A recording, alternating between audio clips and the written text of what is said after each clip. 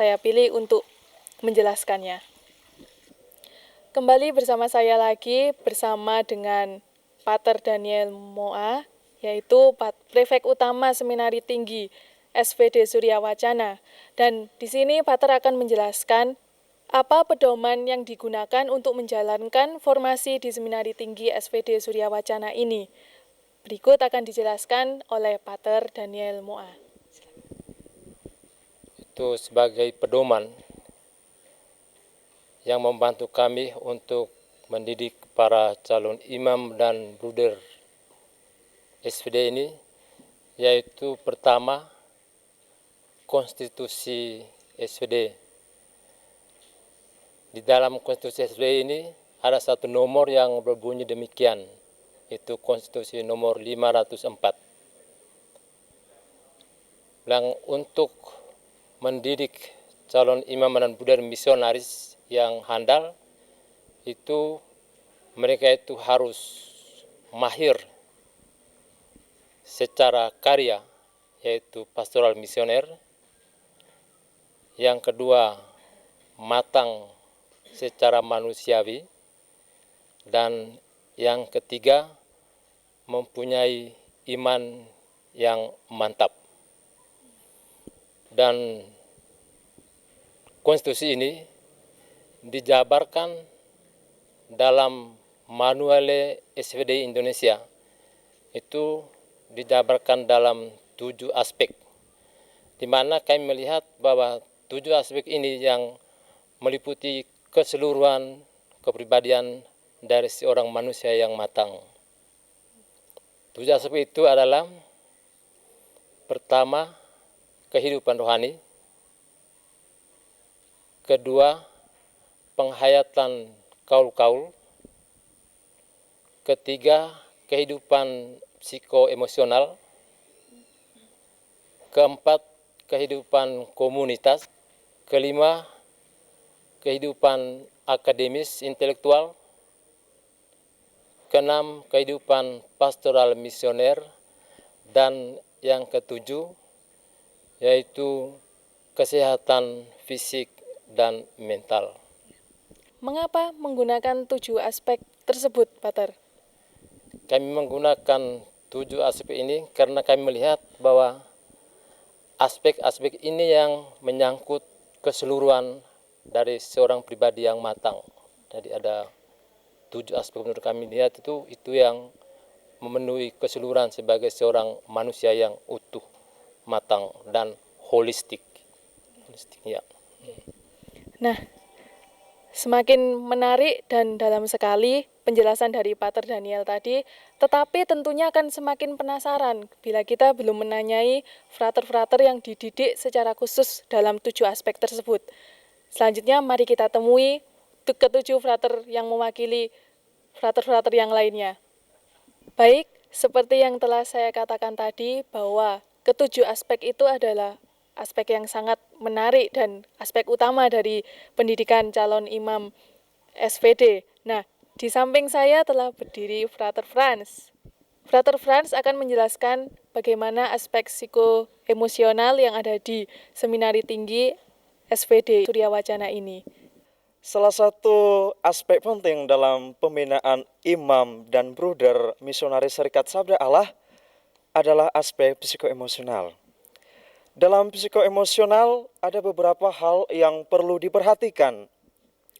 Pertama, penerimaan, pengenalan, dan pemahaman keutuhan diri. Kami diajak para calon formandi, calon imam biarawan Serikat Sabda Allah. Kemudian yang kedua adalah pengolahan hidup. Dalam pengolahan hidup kami dibina untuk mampu menghadapi tantangan dan konflik. Tantangan dan konflik bukanlah sesuatu yang menyurutkan panggilan, tetapi justru memurnikannya.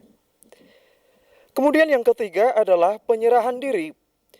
Dalam penyerahan diri ini kami dibina untuk rela dan berani berkorban, sekaligus mau melayani orang lain. Yang keempat adalah kehidupan seksualitas. seksualitas adalah sesuatu yang sangat penting dalam kehidupan membiara. Nah, kami dibina untuk mengungkapkannya secara matang dan dewasa. Kemudian yang kelima adalah relasi. Kami dibina untuk berelasi kepada siapa saja dengan tingkat umur, ras, agama.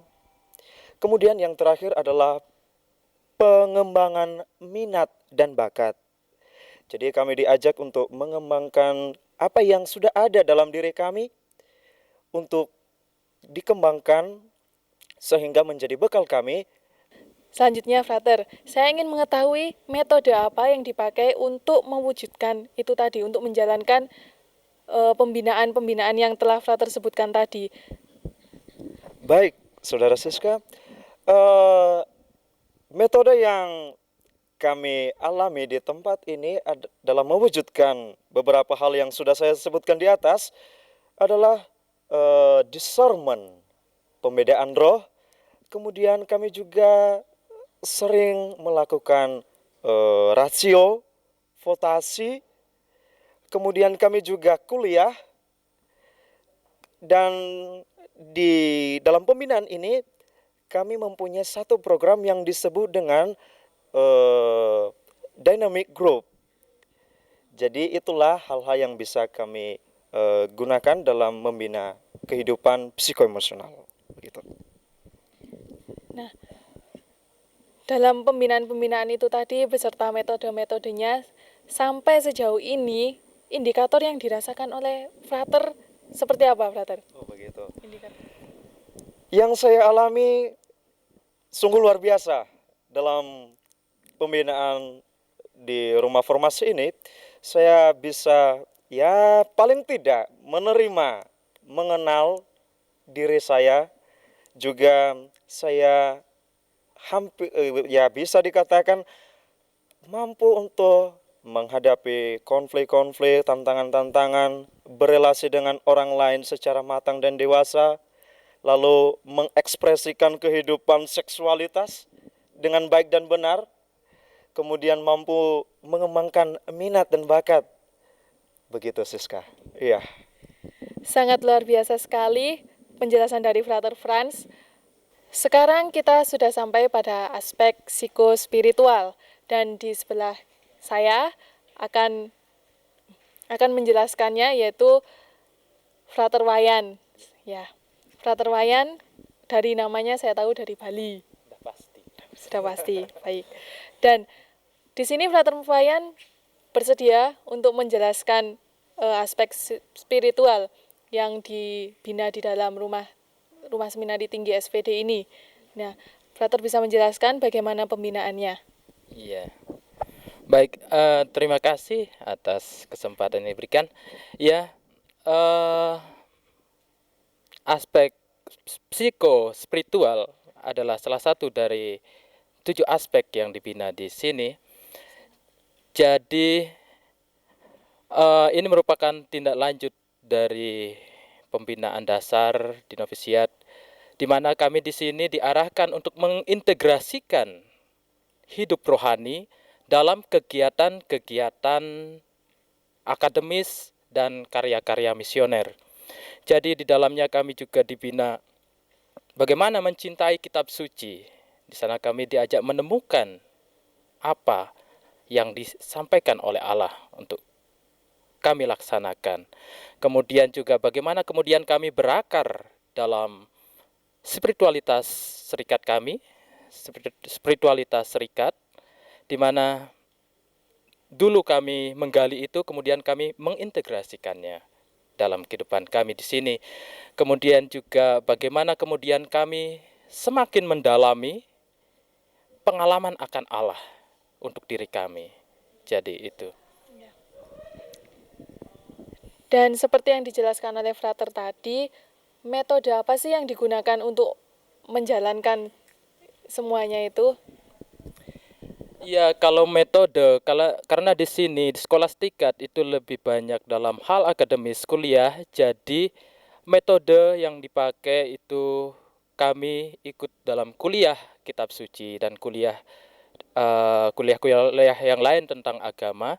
tentang bagian-bagian agama, kemudian juga tentang di sini kami dibina untuk bagaimana kemudian menerapkan dalam Lexio Divina, dalam kontemplasi pribadi, dalam renungan, sharing, kemudian mempraktekannya dalam live-in, praktek di luar, kemudian juga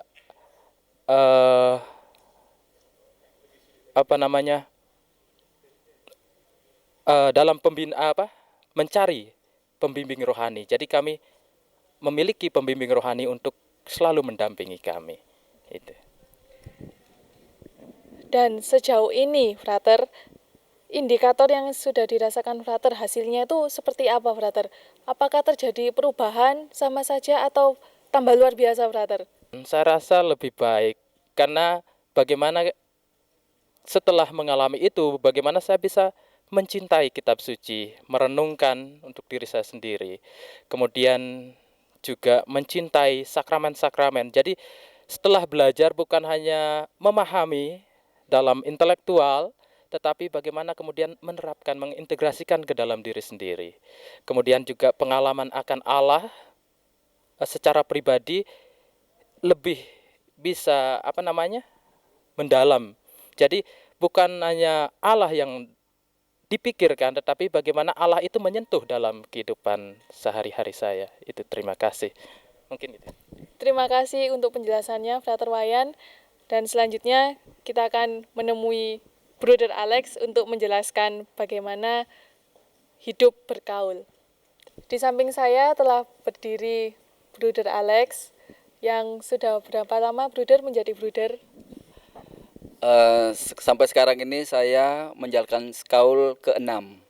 Ya, kaul ke-6. Sudah lama sekali, cukup lama untuk menjadi Bruder. Dan tentunya sangat mengerti dampak dari aspek hidup bergaul, sehingga bisa membuat Bruder ini sampai sekarang dipanggil Bruder Alex. Nah, mau menjelaskan sedikit tentang aspek hidup bergaul dari Seminari Tinggi SPD ini, Bruder? Terima kasih Mbak Siska. Jadi memang kaul-kaul itu tidak lepas dari hidup membiara. Jadi tujuannya adalah untuk tujuan dari pembinaan penghayatan kaul-kaul di Seminari Tinggi kita ini adalah untuk memurnikan motivasi itu sendiri tentang kaul-kaul, dan kemudian para bruder, para frater mampu menghayatinya secara bebas.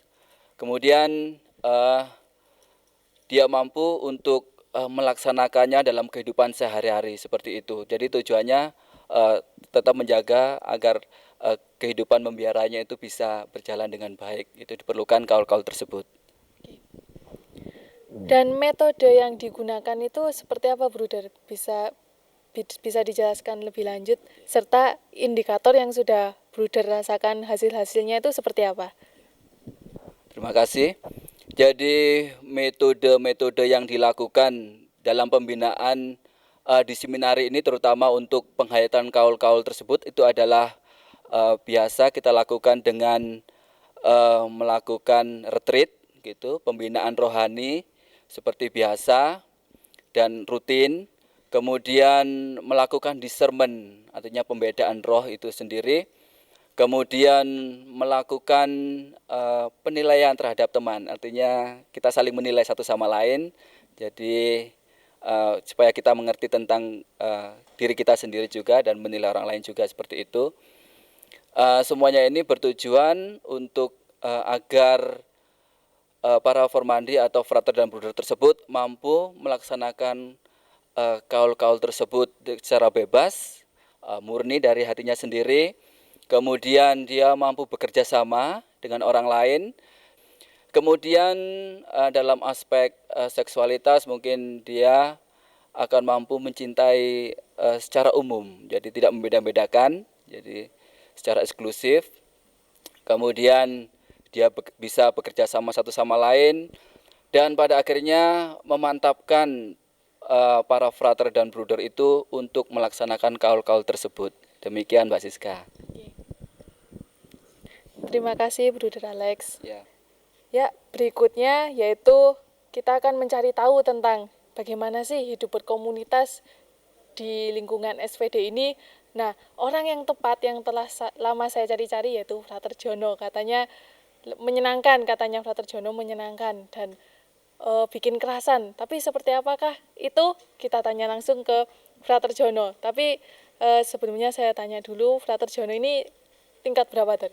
Oh, tingkat 3, Mbak. Tingkat 3. Oh, Frater enggak keberatan kan mau menjelaskan hidup berkomunitas di rumah SPD ini? Oh iya, Ya. tidak. Baik, untuk pembinaan di komunitas ini memang pembinaan hidup komunitas itu sangat penting. Karena apa? Karena SPD adalah serikat internasional. Jadi di mana-mana dia selalu berhadapan dengan apa yang dinamakan lintas budaya dan lintas bangsa. Di seminari ini juga saya rasa juga sangat penting. Karena apa? Karena kami ini berasal dari berbagai daerah. Ada yang berasal dari Sumatera, dari Pulau Nias, dari Jawa sendiri, dari Bali, terus dari Lombok, dari Sumba, Sumbawa, bahkan ada yang berasal dari Sulawesi. Jadi disinilah pentingnya aspek komunitas itu. Tujuannya pembentukan aspek komunitas itu adalah menumbuh kembangkan suatu komunitas yang dilandasi oleh semangat persaudaraan, semangat doa, dan semangat misioner. Begitu, Mbak. Dan metode yang digunakan itu seperti apa sih, Ter? Kalau berbicara mengenai metode, yaitu yang kami rasakan di sini itu berupa penyadaran-penyadaran, yaitu bahwa kehidupan komunitas itu penting, terus juga mendasarkan pada semangat doa sebagai jiwa komunitas, terus saling menghormati dan menghargai antar budaya dan adat yang ada di komunitas ini, begitu, Mbak. Selama Frater ada di sini, nah indikator yang dirasakan oleh Frater itu seperti apa? Hasilnya itu seperti apa? Baik, selama saya di sini, hasilnya yaitu bahwa kami masing-masing dapat hidup bersama dengan aneka ragam budaya dan adat yang berbeda itu. Misalnya saja dari awalnya saya yang dari Jawa itu, Mbak, heran melihat orang yang dari Batak itu kalau bicara itu keras sekali. Saya kira marah, tetapi setelah saya di sini saling mengetahui, saling menghargai antar budaya itu, kami jadi saling bisa menerima satu sama lain, begitu, Mbak. Terima kasih. Menarik sekali hidup berkomunitas yang telah dijelaskan oleh Frater Jono tadi. Dan selanjutnya masih ada hidup akademis, aspek hidup pastoral, pastoral misioner, dan yang terakhir adalah aspek kesehatan fisik. Dan selanjutnya kita akan ketemu dengan Frater Edi yang akan menjelaskan tentang hidup akademis. Baik, di samping saya telah berdiri Frater Edi yang sudah berapa lama atau tingkat berapa ini, Frater? Sekarang tingkat 3. Tingkat 3. Iya. Ya. Frater akan menjelaskan tentang aspek hidup akademis. Iya. Ya. Nah, bisa dijelaskan tentang bagaimana pembinaannya, Frater? Ya, bisa. Terima kasih Saudari Siska. Pertama, aspek akademis tujuannya adalah di sini supaya para frater itu memiliki pengetahuan interdisipliner. Artinya dari berbagai macam ilmu. Lalu supaya juga kami para frater itu bisa bersifat kritis terhadap situasi sekarang. Lalu juga supaya mempunyai kemampuan reflektif. Karena itu kami di sini diberi pengetahuan, yaitu pengetahuan filosofis dan teologis. Selain itu kami juga mendapat pengetahuan humaniora, yaitu ilmu-ilmu yang berhubungan dengan masyarakat ataupun manusia. Itu yang kami dapatkan di sini. Dan selanjutnya metodenya itu seperti apa, Frater? Mungkin bisa dijelaskan lagi.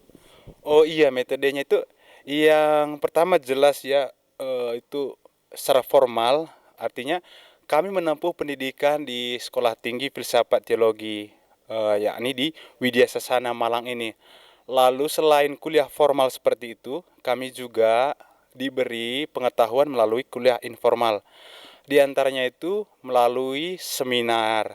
Seminar itu rutin diadakan menurut tema-tema tertentu. Dan juga ada yang disebut dengan konferensi, yaitu satu materi diberikan oleh pembina. Itu setiap bulan. Kemudian selain itu kami juga di sini mendapat kursus bahasa Inggris dan kita mempunyai lab bahasa di sini. Lalu kalau sudah tiba waktunya, dalam arti sudah menyelesaikan studi S1, para frater melaksanakan praktek pastoral di berbagai daerah di Indonesia. Ini juga sesuai dengan tuntutan dari STFT. Lalu ya di sini ada disebut English Day untuk mempraktekkan kemampuan berbahasa Inggris, yaitu setiap hari Selasa dan hari Kamis. Begitu yang kami rasakan di sini. Dan sejauh ini hasilnya seperti apa, Frater?